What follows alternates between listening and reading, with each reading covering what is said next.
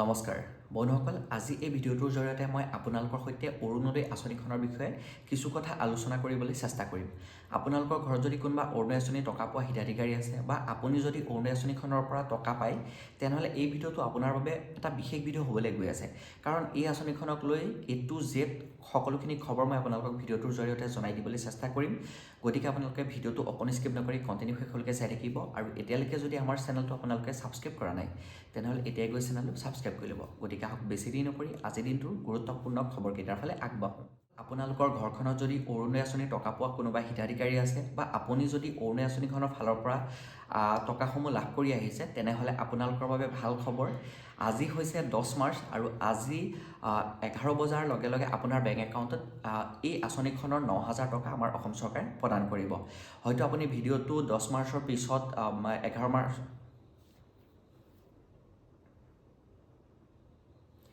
বন্ধুসকল, আপোনালোকৰ ঘৰখনত চাগে নিশ্চয় অৰুণোদয় আঁচনি টকা পোৱা কোনোবা হিতাধিকাৰী আছে বা আপুনি অৰুণোদয় আঁচনিখনৰ অধীনৰ হয়তো টকা পায়।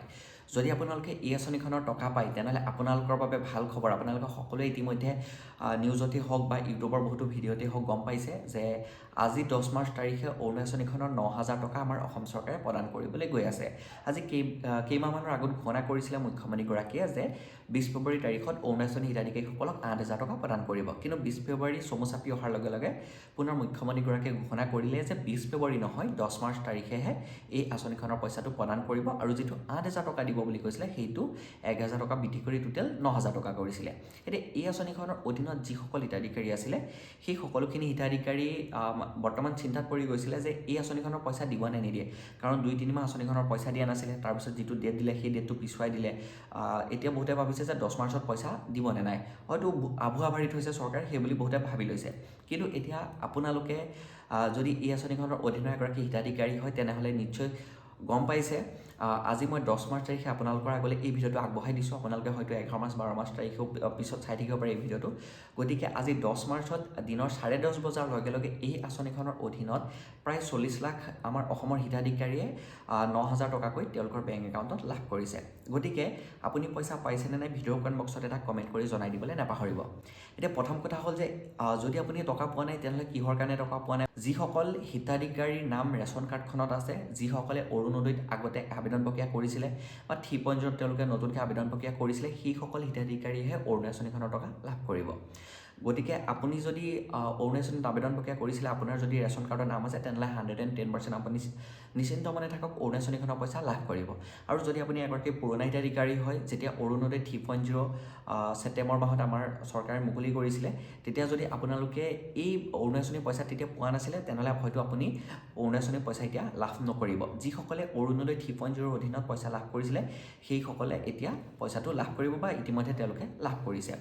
আৰু এটা কথা, বৰ্তমান উৰা বাতৰি এটা ওলাই আছে, আপুনি বিভিন্ন ধৰণৰ নিউজ চেনেলতে হওক বা ইউটিউবৰ বহুতো ভিডিঅ'তে পাই যাব যে এই অৰুণোদয় আঁচনিখনৰ 9,000 টকাটো পাবলৈ হ'লে বা অনাগত দিনত অৰুণোদয় আঁচনিখনৰ টকাটো পাবলৈ হ'লে KYC কৰিব লাগিব বা তেওঁলোকে কিছু নথি-পত্ৰ ফিল আপ কৰিব লাগিব। এতিয়া চাওক, আপুনি KYC তেনেকুৱা ধৰণৰ কোনো একো কাম কৰিব নালাগে বা একো নথি-পত্ৰ গৈ আপুনি কাৰ্যালয়তো জমা দিব নালাগে। আপুনি মাত্ৰ কেইটামান কাম কৰি ৰাখিব লাগিব। আপুনি যিটো বেংক একাউণ্ট দি থৈছে অৰুণোদয় আঁচনিখনত, সেই বেংক একাউণ্টটো আপুনি আধাৰ কাৰ্ডৰ সৈতে লিংক কৰি ৰাখিব লাগিব, প্ৰথম কথা। 2 নম্বৰ হৈছে আপুনি সেই বেংক একাউণ্টত পইচা ওলোৱা সময়ত কৰি ৰাখিব লাগিব, যাতে বেংক একাউণ্টটো বন্ধ হৈ নাযায়। আৰু 3 নম্বৰ হৈছে আপুনি সেই বেংক একাউণ্টত এটা এক্টিভ মোবাইল নাম্বাৰ লিংক কৰি থকা হ'ব লাগিব। আৰু যিটো এক্টিভ নাম্বাৰ আপুনি লিংক কৰি থ'ব বেংক একাউণ্টত, সেই এক্টিভ নাম্বাৰটো আপোনাৰ আধাৰ কাৰ্ডতো লিংক হৈ থাকিব লাগিব। তেতিয়া আপুনি এই কামসমূহ যদি কমপ্লিট কৰি ৰাখিছে, তেনেহ'লে আপুনি অৰুণোদয় আঁচনিখনৰ পইচা নোপোৱাৰ কোনো চিন্তাই নাই। যদি আপুনি কিবা কাৰণত অৰুণোদয় আঁচনিত আবেদন প্ৰক্ৰিয়া কৰিব নোৱাৰিলে, ৰখি গ'ল, আপুনি যদি পইচা আগতে পাই আছিলে, তাৰপিছত আপোনাৰ নাম কাট খাই গ'ল, এতিয়া আকৌ বনসকল অৰুণোদয় আঁচনিখনত আমাৰ অসম চৰকাৰে আবেদন প্ৰক্ৰিয়া মুকলি কৰিব। যেতিয়া পুনৰ অসম চৰকাৰে বিজেপি চৰকাৰে পুনৰ চৰকাৰ গঠন কৰিব, তেতিয়া আকৌ ঘোষণা কৰিছে যে যিসকলে অৰুণোদয় নাপালে, সেইসকলক অৰুণোদয় আঁচনিখনৰ অধীনত অন্তৰ্ভুক্ত কৰি ল'ব। গতিকে আপোনালোকে পইচা পাইছে নাই, ভিডিঅ' কমেণ্ট বক্সত এটা কমেণ্ট কৰি জনাই দিবলৈ নাপাহৰিব। আৰু এটা কথা, এইবাৰ হয়তো এইসকল হিতাধিকাৰীৰ পইচা নাপাব। কোনসকলে মনোযোগ দি চাব, যিসকল হিতাধিকাৰীয়ে এই তেওঁলোকৰ পৰিয়ালতে হওক বা তেওঁলোকৰ ৰেচন কাৰ্ডখনত যাৰ নাম থাকিব, সেই ৰেচন কাৰ্ডৰ নাম থকা যদি কোনোবা আপোনাৰ ল'ৰাই হওক বা ছোৱালীয়ে হওক যদি নতুনকৈ চাকৰি পাইছে আমাৰ অসম চৰকাৰৰ, সেই পৰিয়ালটো বা সেই হিতাধিকাৰীগৰাকীয়ে এই মানে তেওঁৰ সেই ল'ৰাটো বা ছোৱালীজনীৰ মাকেই হওক বা তেওঁ বৰমাকেই হওক বা তেওঁলোক যদি জইণ্ট ফেমিলিত থাকে বা সেই তেওঁলোকৰ যিটো ফেমিলিত থকা যোনে অৰুণোদয় পাই আছে তেওঁলোকে হয়তো অৰুণোদয় আঁচনিখনৰ পইচাটো লাভ নকৰিব। কাৰণ যিসকলে চাকৰি লাভ কৰিছে তেওঁলোকে সকলোৱে গম পায় এখন অৰুণোদয় ভলণ্টিয়াৰ ফৰ্মত তেওঁলোকে চহী কৰিবলগীয়া হৈছিলে, যাতে চাকৰি পোৱাৰ লগে লগে অৰুণোদয়টো মানে একদম নিজ ইচ্ছাকৃতভাৱে যাতে এৰি দিয়ে। গতিকে হয়তো সেইসকলে এইবাৰ অৰুণোদয় আঁচনিখনৰ পইচা লাভ নকৰিব। গতিকে আপোনাৰ ঘৰত যদি কোনোবা চৰকাৰী চাকৰি পাইছিলে এইবাৰ নতুনকৈ, তেনেহ'লে অৰুণোদয় পইচা লাভ কৰিছে নাই কমেণ্ট এটা কৰি জনাই দিবলৈ নাপাহৰিব। এতিয়া বহুতে ক'বলৈ আহিব যে আগৰ পৰা চৰকাৰী চাকৰি পাই থকা বহুতেও অৰুণোদয় আঁচনিখনৰ পইচা লাভ কৰি আছে, কিন্তু এই ক্ষেত্ৰত মই আপোনালোকক জনাওঁ আমাৰ অসম চৰকাৰ বিভিন্ন ধৰণৰভাৱে সাজু হৈছে। আধাৰ কাৰ্ডৰ জৰিয়তে হওক বা তেওঁলোকৰ ডকুমেণ্টৰ জৰিয়তে হওক সম্পূৰ্ণ সাজু হৈছে, ভেৰিফাই কৰি আছে। আৰু যিসকলৰ চাকৰি পাইছে তেওঁলোকৰ নাম অট'মেটিক এই আঁচনিখনৰ পৰা কাট খাই যাব আৰু তেওঁলোকৰ হয়তো ওপৰত মানে বিভাগীয় কৰ্তৃপক্ষৰ ফালৰ পৰা কিছু একশ্যন ল'ব পাৰে। গতিকে আপোনাৰ ঘৰত যদি কোনোবাই অৰুণোদয় আঁচনিখনৰ পইচা লাভ কৰি আছে তেনেহ'লে আপুনি ইচ্ছাভাৱে এই আঁচনিখনৰ পইচাটো বৰ্জন কৰি দিয়ক। যদি আপুনি অৰুণোদয় ঠিপঞ্জীৰ অধীনত পইচা পাইছিলে তাৰপিছতো যদি আপুনি এতিয়ালৈকে পইচা পোৱা নাই, তেনেহ'লে পোনপ্ৰথমে আপুনি আপোনাৰ বেংক একাউণ্টটো চেক কৰিব। বেংক একাউণ্টত নিশ্চয় পইচাটো সোমাই গৈছে। যদি বেংক একাউণ্টত পইচাটো সোমোৱা নাই তেনেহ'লে আপুনি বেংকৰ বিভাগীয় কৰ্তৃপক্ষৰ সৈতে যোগাযোগ কৰিব। আৰু বেংকে যদি কৈ দিয়ে আপোনাৰ একাউণ্টত কোনো ধৰণৰ পইচা অহা নাই, তেনেহ'লে আপুনি অৰুণোদয় যিটো DCO অফিচত হেল্প চেণ্টাৰ আছে, মানে যিটো কাৰ্যালয় আছে, তাত গৈ আপুনি যোগাযোগ কৰি সকলোখিনি কথা জানিব পাৰিব। আৰু এটা কথা বহুতে কমেণ্ট কৰি থকা দেখিবলৈ পোৱা গৈছে যে অৰুণোদয়ত যিটো বেংক একাউণ্ট দিছিলে সেইটো DBT মাধ্যমটো অন হৈ থকা নাই।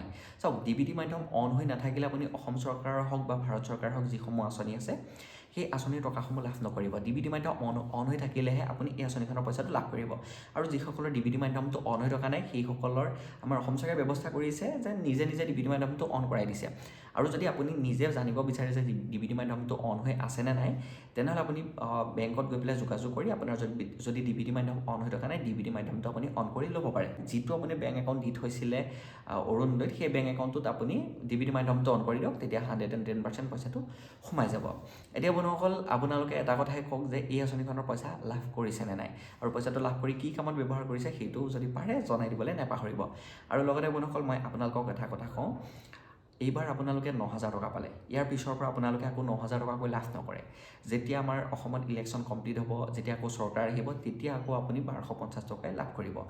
আৰু যি আপোনাৰ হিতাধিকাৰী অৰুণোদয় আঁচনিৰ হিতাধিকাৰী তেওঁলোকে যিটো মাহত গেছ চিলিণ্ডাৰ ক্ৰয় কৰিব, সেই মাহটোত অতিৰিক্ত হিচাপে 250 পৰা 300 টকা এটা লাভ কৰিব। এতিয়া বহুতে এইটো ভাবি লৈছে যে এই পইচাটো প্ৰত্যেক মাহে সোমাব বুলি। সেইটো প্ৰত্যেক মাহে নোসোমাই, যিটো মাহত আপুনি চিলিণ্ডাৰ ক্ৰয় কৰিব সেই মাহটোতে পইচাটো সোমাব। আৰু অৰুণোদয় আঁচনিৰ পইচা বঢ়াৰ এটা সম্ভাৱনা আছে। গতিকে অনাগত দিনত চৰকাৰ গঠন হোৱাৰ পিছত আমি পুনৰ গম পাম যে অৰুণোদয় আঁচনিৰ পইচাটো বঢ়াই নে নবঢ়াই। আৰু এইবাৰ আপোনালোকে 9,000 টকা লাভ কৰিছে এককালীনভাৱে, আৰু আপোনাক 4,000 টকা বিহুৰ মানে ছাৰপ্ৰাইজ হিচাপে আমাৰ অসম চৰকাৰে আপোনালৈ আগবঢ়াইছে। গতিকে আপুনি যদি এইবাৰ অৰুণোদয় আঁচনিৰ টকা লাভ নকৰিলে তেনেহ'লে চিন্তা কৰি থাকিব নালাগে। আপোনাৰ নাম যদি ইয়াৰ আগত অৰুণোদয়ৰ পৰা কাট খাই গৈছিলে তেনেহ'লে আপুনি নেক্সট আকৌ অৰুণোদয় আঁচনিখনৰ বাবে সাজু হওক।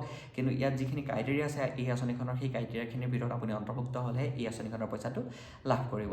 গতিকে বন্ধুসকল, আজি এই আঁচনিখনক লৈ ইমানখিনিয়ে খবৰ মই আপোনালোকক জনাই দিবলগীয়া আছিলে। যিমান পাৰোঁ সিমান ভিডিঅ'টোৰ জৰিয়তে জনাই দিবলৈ চেষ্টা কৰিছোঁ। আশা কৰিছোঁ ভিডিঅ'টো চাই ভাল পাইছে। যদি ভাল পাইছে লাইক এটা কৰিব, ভিডিঅ'টো যিমান পাৰে সিমান শ্বেয়াৰ কৰিব নাপাহৰিব। আৰু এতিয়ালৈকে যদি চেনেলটো ছাবস্ক্ৰাইব কৰা নাই তেনেহ'লে চেনেলটো ছাবস্ক্ৰাইব কৰি দিব। গতিকে আজিলৈ ইমানখিনি, আকৌ নেক্সট নতুন এটা ভিডিঅ'ত নতুন এটা টপিকৰ সৈতে লগ পোৱাৰ প্ৰতিশ্ৰুতিৰে আজিলৈ লৈছোঁ বিদায়। জয় অসম, ধন্যবাদ।